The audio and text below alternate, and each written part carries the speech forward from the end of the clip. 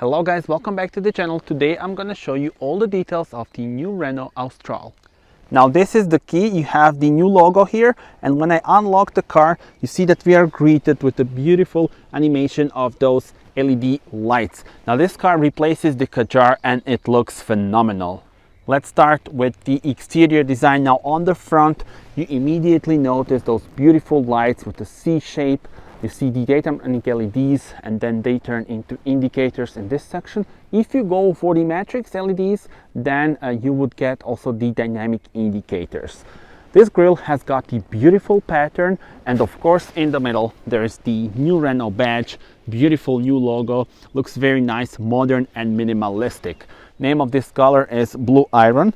Tell me in the comments what are your thoughts. And also you notice the real air inlets. Overall, very nice styling of the front bumper. Now let me show you the side profile. 4 meters 51 is the length, and 2 meters 67 is the length of the wheelbase. Wheels, they start at 17-inch, and then you can go up to 20 inches. So this model is the techno trim. It's like the middle trim. And I can also show you the dimension of the tires here. 19-inch, 205, 55 R19. I quite like the design of those wheels. And you also see the wheel arches in gloss black, and also the side skirts to make it very modern and sporty. Model in our video also has the tinted windows on the rear. And now here from the rear, look at this. The same pattern for the lights as on the front, so the C shape, which is quite cool, and I really love this attention to details on Renault models. Now those lights are almost connected. You see here in the middle we have the new logo, Austral lettering, and I think this looks very nice because it makes it look very elegant in my opinion.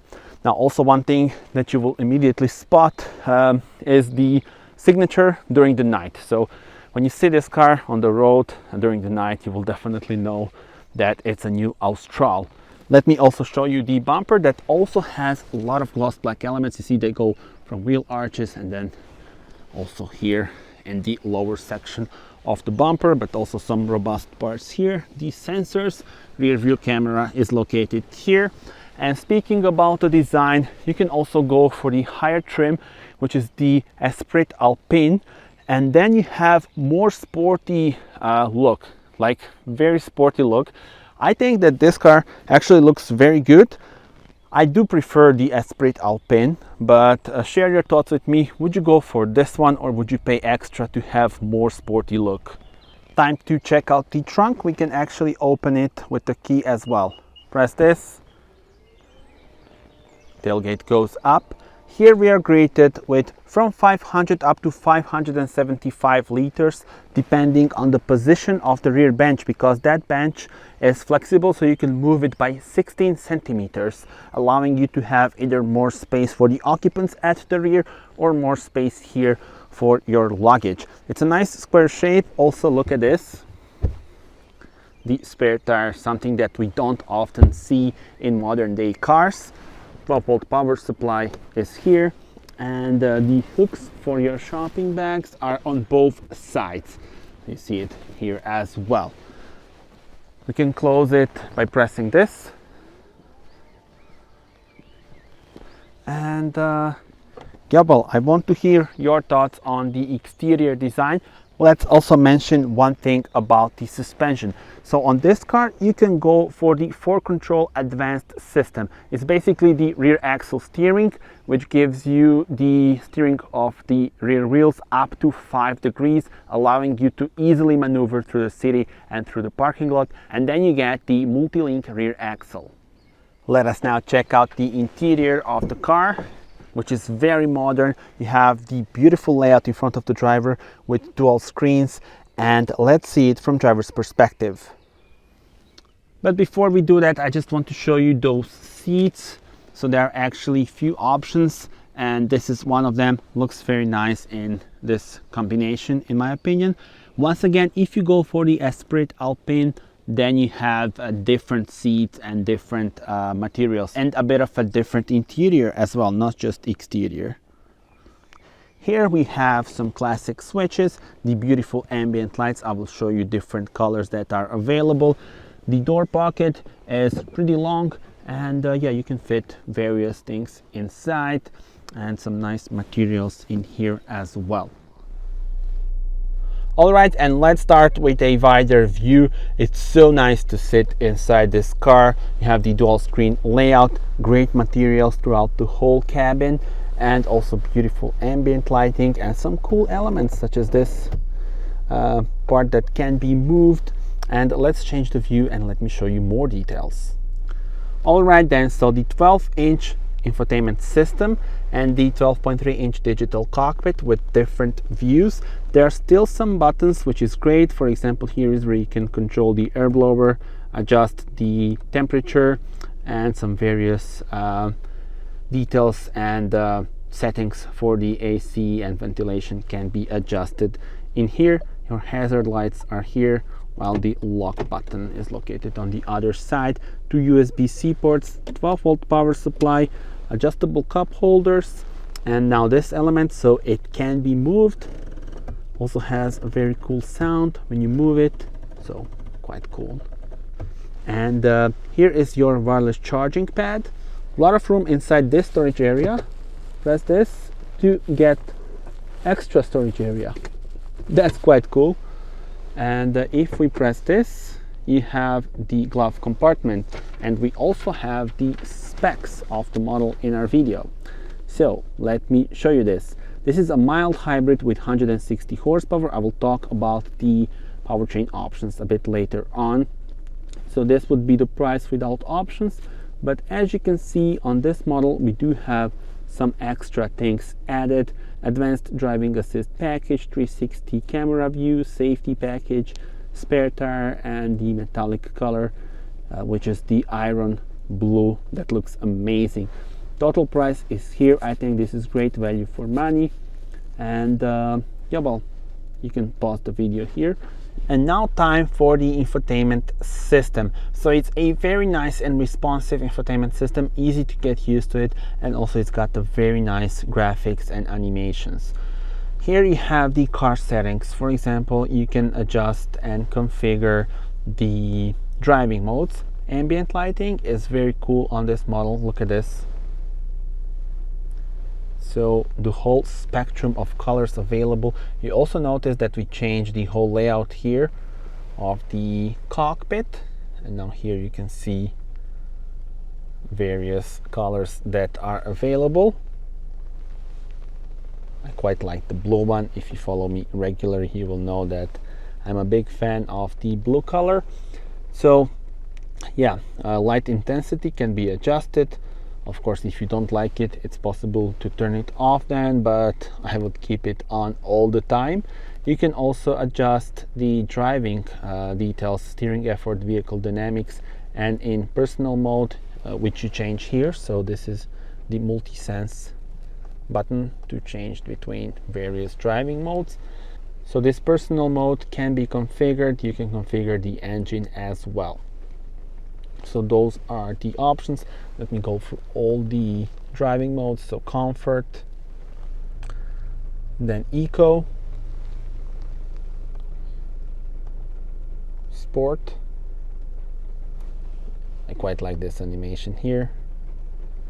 And then the personal. And this is just flickering on the camera, of course. This car is also equipped with the 360 camera. So look at this. Very cool animation of the car. And then if we put it to drive, you will see that this is also moving. So this is quite cool, almost like the video game. Also, if you turn on the lights, then the indicators, sorry, then they turn here as well. Let's go back. And this car is packed with driver assist systems, up to 27 different driving assist and safety systems. Parking assistance, you can adjust various things here, but one cool detail, you can adjust the sound of the sensors.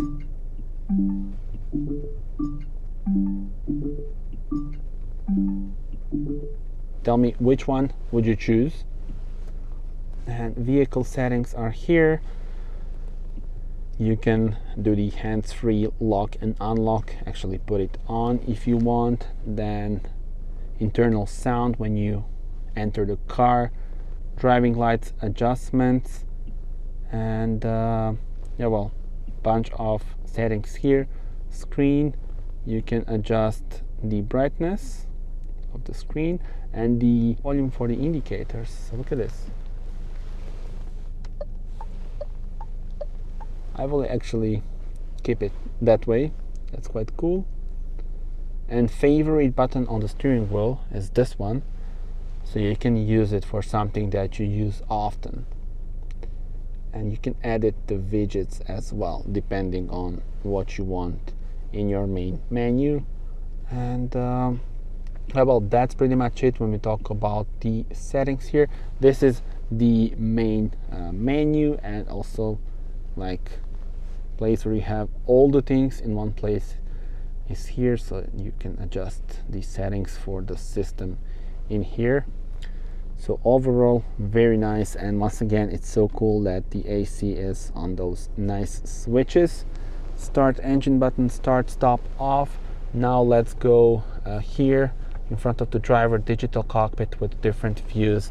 Look at this, the map view with the Google Maps. Very nice, very responsive, and cool graphics. Now this is like the minimal view, minimalistic one actually, for maybe night drives. And then this is the standard one. If you put the sport mode, this one is a bit different. So you see you have more like the dials, the classic dials. I quite like that. And of course Apple CarPlay, Android Auto with nice full screen. And this car also is equipped with the heated steering wheel. And what else can I show you? So the maps, look how nice and responsive this is. Google Maps on this model, this is a huge thumb up from me, and it will make your traveling so much easier. And I think that's pretty much it when we talk about the infotainment system. I can also show you this. So look at this, the storage area for your glasses, but also when you do this, you can see the occupants at the rear as well. Press this to get the lights. So now it's time to check out the rear bench. And also, of course, the sun visors, there we go. And on the passenger side, of course, when you open this, the LED light comes on. Oh, and of course, the gear selector is here. Drive, reverse, and then neutral or park when you press this. Some various buttons are here as well. Lane assist, this is to turn off the traction control. You can also open the tailgate by just pressing this one, and with this one you can control the brightness of the screen. This is electronic parking brake, and here you have the auto hold function. 2 meters 67 is the length of the wheelbase once again. And now let's check out how much space there is at the rear bench. First of all, great angle of opening. Here the same pattern as on the front, a bit smaller amount of room of course in the door pocket compared to the front.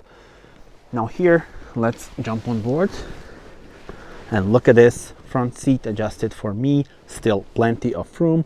There's the net here, you can put various things inside, USB-C ports as well as the air vents. In the middle there is the central armrest with the cup holders, but they are not adjustable. And now let me show you how much space I have for my head.